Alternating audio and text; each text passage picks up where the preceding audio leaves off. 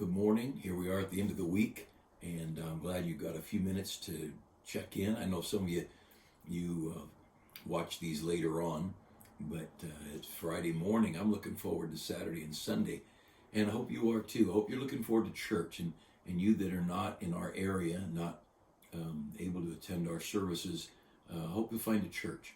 We need, the Bible talks about assembling, and it really is a matter of a biblical biblical mandate. It's an important thing. And of course, there's some that are sick and have needs, and they need to watch out themselves. But I just want to encourage you, do your best to be with the people of God.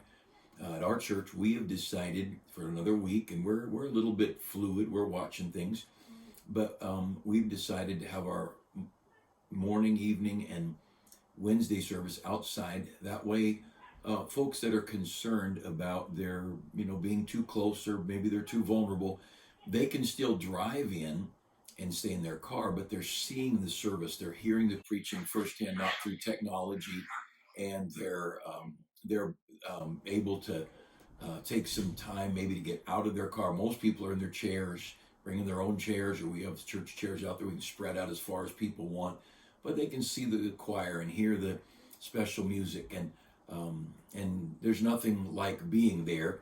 Even the world knows that. You can watch in the world you can watch a concert video of it, but there's nothing like being there, and the world knows that. And so of course, being at a church service and around the people and in the whole ambiance, even if it is outside, but the second best, to say that watching online is second best, it's way better than not having anything, but it is a far second best. Now, this morning, I want to look at 1 Corinthians chapter 13, if you want to find that, 1 Corinthians 13.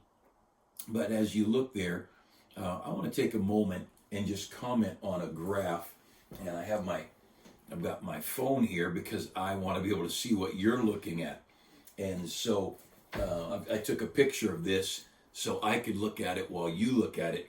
But I'm going to have this graph put up on the screen. If you look at this, this is February 1st, 2020 through July 11th, 2020. And the graph you're looking at, and I realize it, if you're watching on even a tablet or computer, it's still small. But this is a graph of those who've died from COVID. Now, before we even look at the graph, let's understand they're lying about the numbers. People die in a motorcycle wreck, and if they are tested positive for COVID, they call it a COVID death, and it's not. It's a motorcycle accident. They're joking about it, but they're not joking. The person died of COVID-19, and the 3 bullet holes in him, those were just inconsequential, and that's going on all over. And then they're reporting deaths that they're not even tested for COVID. And so our numbers are corrupt and they're wrong. And if you're watching any amount of conservative news, you're seeing that. And I'm going to explain to you why. Why would there be so much deceit and lying? I'm going to show you scripturally why there would be. But first, I want you to look at the numbers, because if we accepted the numbers that we know are not accurate, but if we accepted them, look at this graph. Now, each of these colors you can't see. You can't see these by, I'm sure you can't see them very well, but basically the top line is the oldest group of people, 85 and up. And the next line is 70s, and the next line, those in their 60s, and then 50s and 40s. And the bottom 3 lines are those, basically 30 years and under. So you see the number, this affecting people, young people, is almost non-existent. But you also notice that the peak was in April, and that highest point was the second week in April. And then you go way to the end of the graph, and you see that everybody's numbers are disappearing. They're all getting down, incredibly low numbers.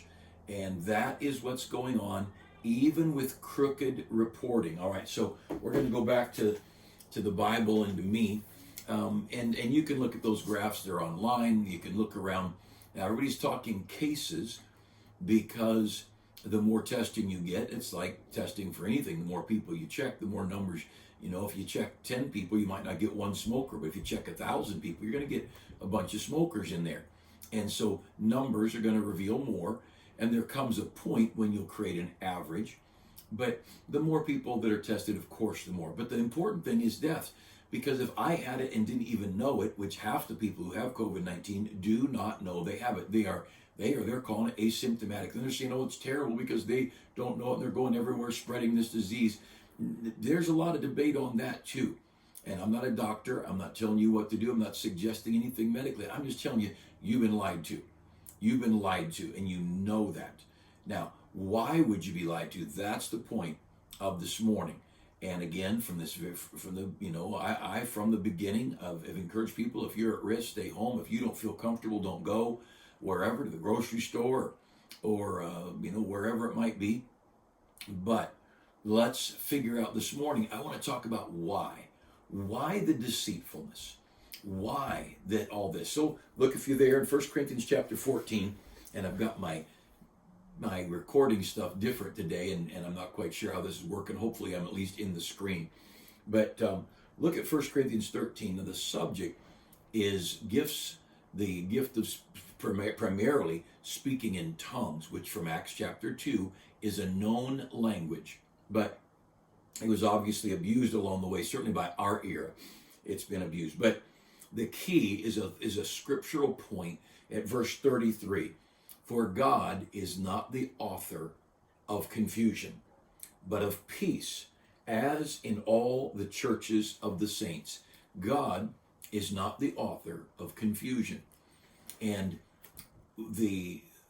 since the beginning of President Trump's election, from before he was inaugurated, from the very beginning, we have seen one attack after another. And at first it might have seemed subtle and it just happened. Whether it was a Russian hoax or whether it was the COVID-19 and the various things in between, some illicit thing in his life or his taxes or whatever it might be. I've said this before. This is the first time that I know of that we've had a president in my lifetime that I know of. There could be others. I'm not brilliant, but he's pro-Israel. That is a killer. Satan hates that. And he's not just pro-Israel. He moved our embassy to Jerusalem. He is very strongly in favor of supporting Israel. Secondly, he's pro-life. And what President Trump does that makes Washington, D.C. so uncomfortable, he doesn't just say it's sad we have mess in the prisons. He says, let's fix it. And he comes up with ideas or gets people to come up with ideas, and they implement rules and policies. And so he does something. So when he says he's pro-life, he's doing something about it. When he says he's pro-Israel, he's doing something about it. Third thing, he's pro-Bible and Christianity. He believes this is a Christian nation. He's not promoting Islam. He's not hating Islam, but he is pro-Christian. And because of that, so the devil's mad about Israel, the devil's mad about pro-life, and the devil's mad about pro-Christianity and pro-Bible. And we could go further. President Trump is pro-Second Amendment. And as much as some people have a problem with that, the right to keep and bear, that's two separate things in the Second Amendment.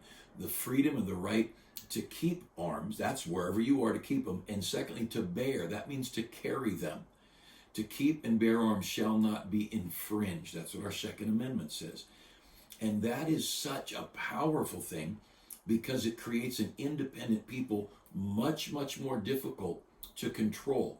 You can control people who have nothing but rocks and bottles to throw. But when people can shoot back, now it's very difficult to control. Hitler was big on gun control. Mao was big on gun control. Stalin and Lenin, big on gun control. All the people who want to take over countries, they are big on gun control because they want the people to be subject to them. And that is certainly a dangerous thing. When we are not subject, we don't have to do what we're told. By the way, we're not supposed to do what we're told. We are supposed to tell the government. We're supposed to vote. We're supposed to put people in. And by the way, the trouble we have in California, we voted as a whole, we voted in these people in charge of our state. It is our fault. And let's don't grumble too much, because we have put these people in political power. Now, if we don't have enough sense to understand that we need to vote some different thinking people in, then shame on us. But why all the attacks? Why the constant barrage? Now, obviously, no one could have caused COVID-19, and I think God allowed it. And we were just talking with our family a few minutes ago. This thing came, and it's been grabbed up, and it's been one more tool to create chaos, to create confusion. And right there in verse 33, God is not the author of confusion, but of peace. Now tell me, has this COVID-19 thing brought confusion or peace? Well, of course it's brought confusion. The data has brought confusion and not peace. The medical treatment, wear masks, don't wear masks, sheltering in, don't shelter in. I'm personally, this is just me, I've never felt like we should shelter in, and I certainly don't now. We've given the government 4 months. They have done nothing but destroy businesses, hurt our economy, put out 20 to 30 million people out of jobs who had jobs. They have increased suicide, drug addiction, domestic violence, and alcoholism. And that's a success. That's what the government's done in 4 months as we've let them have their way. Now, if we as citizens don't have enough sense to know we can't let the government have their way, they are destroying our homes, our schools, and our country. We let them keep our kids out of school. Now, personally, I'd rather our kids not be in universities and public schools. I'd rather our kids go out and get a job. But there may not be jobs to have them. But God is not the author of confusion. So the devil comes along and he creates just confusion, stirs this up and stirs this up and stirs this up. And I don't care who gets elected. Now, if a Democrat gets elected, you'll probably face some calm. But if President Trump gets elected in November, I can just about guarantee, and this is my guess, it's not a guarantee, but in my opinion, the confusion, there'll be one thing after another come up. What about the Supreme Court justices? If somebody dies in the Supreme Court or leaves, there's going to be an attack of confusion. See, the liberals don't care about lying. The problem we've got is we have this propensity. We have this, we want to be honest. We want to tell the truth. And liberals, they don't care. They'll lie about anything. The devil's a liar from the beginning, and he's the father of lies. And so here we are trying to tell the truth. Well, they'll lie about every candidate. They'll lie about every appointee, and they'll lie and lie and lie. They'll lie about statistics. Over in I think it was out of Oxford this week, I heard a report that the COVID rates are going down so fast that the people developing a serum are concerned there won't be anybody to test the serum on because there won't be enough. And I'm thinking, is that bad news?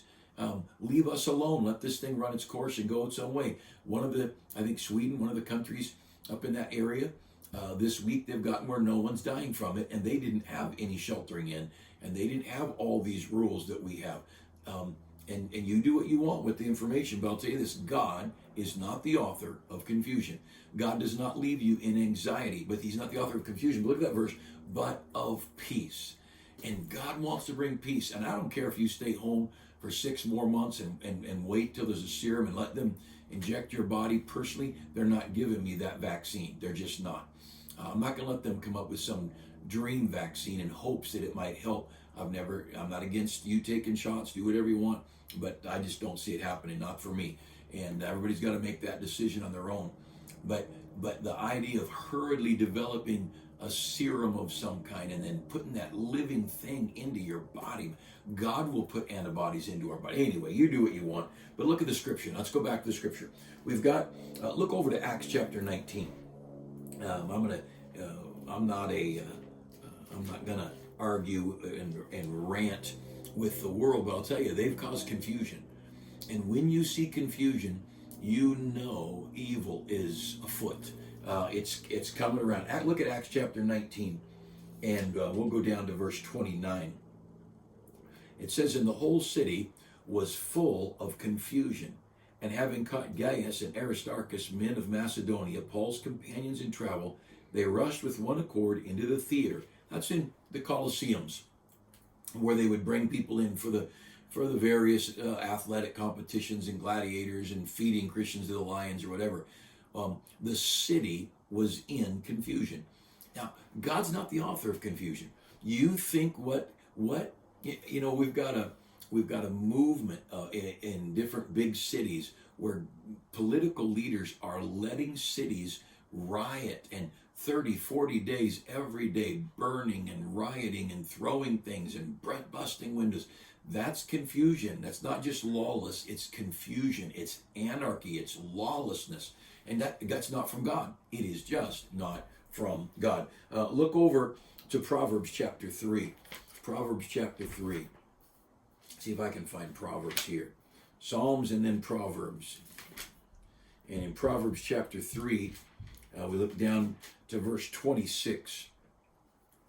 Proverbs 3:26. For the Lord shall be thy confidence, and shall keep thy foot from being taken. The Lord shall be thy confidence. See, God is not the author of confusion, but of peace. We read in 1 Corinthians. But he's the author of confidence as well. The wicked flee when no man pursueth, but the righteous are bold as a lion. We should not be walking through these days fearfully. We shouldn't be walking through these days in anxiety. Now, it might bother you, all the corruption and all the lies and all the deceit, and it bothers me. And then I have to pull the reins back in like an out-of-control horse and say, whoa, God's in charge. God's on the throne. And God exudes confidence. You remember the Apostle Paul in Acts 25 or so, 22, 25. He's on the ship, and the ship's in this terrible storm. Been days since they'd seen the sun and all this tragedy. And Paul steps up and says, I believe God that it shall be even as he has told me. And he just breathed confidence and calm into the boat. He said, it's been days since you guys have eaten. Stop and eat. And he's a prisoner in front of all these people on the ship, a couple of hundred prisoners and sailors all together in the ship. And he took time to pray and thank God for the food. They broke bread, they ate together, and they went on their way. You know what happened? The preacher brought peace into a storm, into a terrible hour. And I don't care how the storm looks, God is the author of peace. And he's the author of confidence. You go over to chapter, you're in Proverbs there, look at chapter 14. Proverbs chapter 14 and down to verse 26. The fear of the Lord, in the fear of the Lord, Proverbs 14:26, in the fear of the Lord is strong confidence, and his children shall have a place of refuge. You know, our kids, the idea of huddling in our homes, afraid something's going to get us. Look at that graph. Go find your own graphs if you want to. Children aren't getting this disease, and if they're getting it, they don't know it, and they're not dying from it. California so far has had no children die of this disease. At one point, they had to move the age of children up to, I forget whether it was 24 or 26 or something, in order to find a death from COVID. And I'm not even sure they found the death. It might have been, you heard about I mentioned the other day, a few days ago, a motorcycle accident they attributed to COVID-19. And he wasn't dying of COVID. He died in a motorcycle wreck. And again, we've heard the reports, people we know personally telling us. One of our I won't say who it is. I don't want to get them in trouble, but they work in a local hospital, and I don't know if they go to church anywhere, but we've been talking to them. I'd love to get them to our church. They're great people, but they asked. They said, "Are you having church services?" He said, "Yeah." Excuse me. We said, "We're having church services," and then this is the nurse who's around this. She said, "Keep having church. Don't you stop." And look, they know. Now, I'm not saying a bunch of medical people haven't drank the Kool-Aid, and I'm not saying a bunch of medical people have not been bought off, and I'm not saying a bunch of upper medical people don't have their careers at stake. Because if you don't march in time with this culture we're in, they'll destroy you in social media, they'll destroy you, they'll lie about you. And there's a bunch of people who don't believe A, B, and C, but they won't say it for fear of being destroyed. And you know, at some point, the child of God needs to say, I'm done being afraid. I'm done worrying that you're going to destroy me. I'm going to say, this is right, that's wrong. Destroy me if you want. I'll go to heaven, and God will look after me, and God's got a plan. And somewhere there needs to be, in what we read just there in Proverbs, in the fear of the Lord is strong confidence. Strong confidence. Look over to Ezekiel, if you can find Ezekiel. Go past Psalms and Proverbs, then you got Isaiah and Jeremiah, Lamentations, and Ezekiel. But look at Ezekiel chapter 37. Now, some people will say, oh, my situation is hopeless. And this is a very difficult time we're in America. And what are we going to do? Well, I'll tell you what, if we just shut things down on Sunday and went to church, we'd fix it all. I guarantee you. Would people die? Yeah, because we're on a sin-cursed earth and people are going to die. But it'd be a great life. And I am not stopping on God. And I'll just tell the world, we're having church. We gave at the beginning of this COVID, we a couple of weeks did online church, just a couple of weeks. I don't know how many. I'm not a record keeper. I'm terrible at details, and make fun of me all you want. And but we went to parking lot services, and we argued and fought with the county attorneys to get an okay to do that. But it pretty well decided we were going to do it whether they said it or not. And now we've given them more than enough time. There's no emergency. There's no tragedy. The world is not coming to an end. We've got a government trying to control us, and we're having church. We just are. And we're going to have church. Now, right now, we're meeting outside because I want as many of our people to be together as can. And it's too early. We're meeting at 8:30 in the morning, and that's early. But it's just a reality. It gets hot later on, and we're not going to do it. I don't know if we could do 9 or 10 or 11 o'clock church outside. But we're stepping our ministry. Our ministry is the will of God. And to let godless leaders, you murder one baby, you're done in my book. So every abortionist, every person who's pro-choice, they're all done. I have no respect for their opinions. And I wouldn't vote for them to be my dog catcher.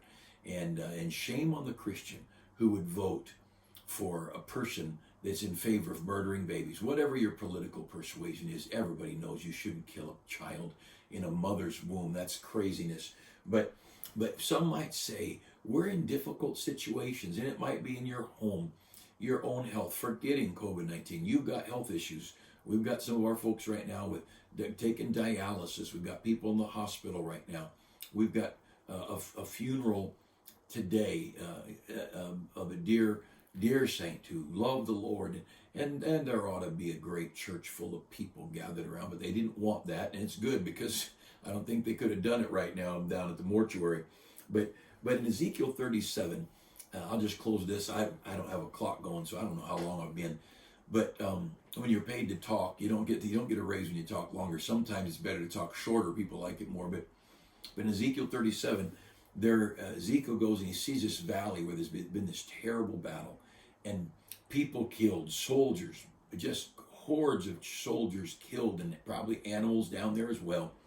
And there's bones. It's been so long that there's no meat left. They've been picked clean by animals, and the bones are separated and torn up, and all kinds of predators and scavengers. And so you got a valley of bones. And God comes along and shows that. Now that the valley of bones there is a picture of Israel, because Israel is dead. Israel has been destroyed physically, the buildings, the temple, the walls torn down. Most of the people have been killed. Those who've not been killed are in poverty, scattered through the hills, and many were carried away prisoner off to Assyria, and then in 722, and then 586, and in that era over to Babylon. Israel's dead. And God says to Ezekiel, basically, this valley of bones, that's where Israel is right now. And he says to Ezekiel, can these bones live? And Ezekiel, he's smart enough to say, I don't know, you know, whatever you say, God. And that's a smart answer. And God knows. And you look down there at Ezekiel 37 and verse 11. Then he said unto me, Son of man, these bones are the whole house of Israel. Behold, they say, our bones are dried, and our hope is lost. We are cut off from our parts. Therefore prophesy, and say unto them, Thus saith the Lord God, Behold, my people, behold, O my people, I will open your graves, and cause you to come up out of your graves, and bring you into the land of Israel, and ye shall know that I am the Lord. You can read the rest of that story, but those dead those old dried up bones came back together, and flesh came on those bones, and those people stood up and walked, and a great army alive. And it was a picture, and it was not just an image or a dream or an illustration. It really happened, and God gave Ezekiel some pretty rough illustrations. But the reality that God can bring life from death. Now, your situation, my situation, we're not bad off. We understand that. I'm sitting in a comfortable home and with a comfortable life. But there are hurting people, and there are folks in need, and there may be great needs. Well, I just know this God's faithful, and we need to trust Him. But realize this, that how hopeless we might think it is, God needs to be our confidence, and God can speak this thing. Now, one quick thought: someone might say, why would God have allowed this COVID thing? Because obviously no one could. Even if someone could cause it, could they honestly spread it around the whole globe that quickly? Maybe they could, maybe they couldn't, but why? Well, I'll just give you one thought. God says He will exalt the humble and He will abase the proud. And He's obviously blessed our president. I'm not telling you he's a godly man or anything. I'm just telling you God has blessed this man. And this president has stood with this book, and he's stood with the biblical things, the family, a non-drinking, when have we had a president where he and his family don't drink liquor? Where did this guy come from? Pro-Israel, pro-life, pro-church, pro-Bible, pro-gun, anti-booze. Now, he owns casinos, and I'm not trying to justify his morality, but all the blessings of employment, all the blessings of his negotiating with world leaders. And don't you think he could have got really proud? And don't you think he could have got his head lifted up like Nebuchadnezzar and Daniel? Is not this great Babylon that I have built? And God had to curse, or God did, whether he had to or not, he cursed Nebuchadnezzar and crushed him and turned him into an animal. And it could be God's let this continual barrage of confusion, because the devil's the author of confusion, not God. But God could have given the devil liberty to bring this continual barrage of confusion, just so our president knows when he looks in the mirror, if God doesn't help me, I'm not going to be helped. And God may have allowed these things to happen just so our president would look heavenward and say, God, I need you. There's a gentleman I know who works in Washington, D.C. He's in around the Capitol all the time, very much a part of he's a preacher, but he's there all the time. That's his ministry. And he said there's Bible studies going on all the time there in the White House with the president. I don't know. That's what he told me. And he said there's so many more people now in Congress that are pro-life. And he said that the turning, no one wants to admit it, but the anger of the devil is lashing out because things are turning a wonderful direction. Now, all that being said, trust in the Lord with all thine heart, and lean not to thine own understanding. In all thy ways acknowledge him, and he shall direct your path. God is our confidence. God is our strength. God is our hope. God is our refuge. And don't fear. And don't watch the news so much. The news is, and the conservative news. If you watch conservative news, fine. Limit it to just a few minutes a day, because it'll depress me, and I'm pretty up, and I think I can't listen to all this negative. I can't read the negative on social media. I can't do it. Now, I'm careful, and people send me great YouTube, this doctor talking this, and I've sent some out to you from our church. I want you to understand there are plenty of doctors who say this is all a trumped up hoax, not Trump like our president. It has been built up, and we ought not fear. You think about that graph, and you think about any of the statistics you want. 90. Look, if half the people in America, let's say half, are not going to get this disease. I'm just throwing out a number. The half that are going to get the disease, 99% of them will survive. 99% plus. Why do we need to inject 300 million people, or hundreds of millions more around the world, with a vaccination, with a serum, for that one little percent? Maybe they ought to be smart enough to give you something that fixes it, and that has been in the news as well. But one doctor said 100% of his COVID patients have gotten well with his treatment.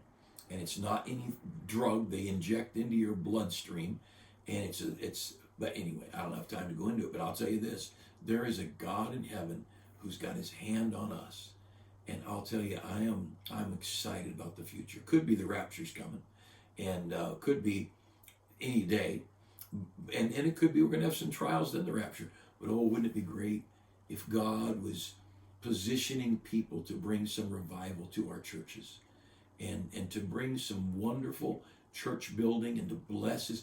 I've heard churches standing up. I've heard preachers from different groups of Christianity saying, we're not giving, we're going to stand. And when is the people of God, when have they just said, no, we're going to do right? Man, I'm excited that we're getting some people passionate. Now, let's stand up for Jesus, all right? I want to see you in church Sunday. And you can stay in your car. You can get out of your car, bring your own comfortable camp chair, folding chair, whatever. You can come sit with people. We'll have church chairs now. It's very unorthodox. If you've not come yet, we have stacks of chairs here and there, and the ushers will get you a chair. If you want, you go get your own chair. But we're not just creating rows where everybody's packed in tight. Sunday morning, I had people 360 degrees all around me because they were all wanting some shade, even in the 8:30 service. But you come and bring an offering. By the way, we were under budget last week a little bit, but let's be faithful. The Bible says to not forsake the assembling of ourselves. Let's join together in prayer and in praise and in worship and in preaching. And oh, we got a great God. I'm so looking forward to what he has planned, and I hope you are too. Let's pray for a good weekend, that God would be glorified.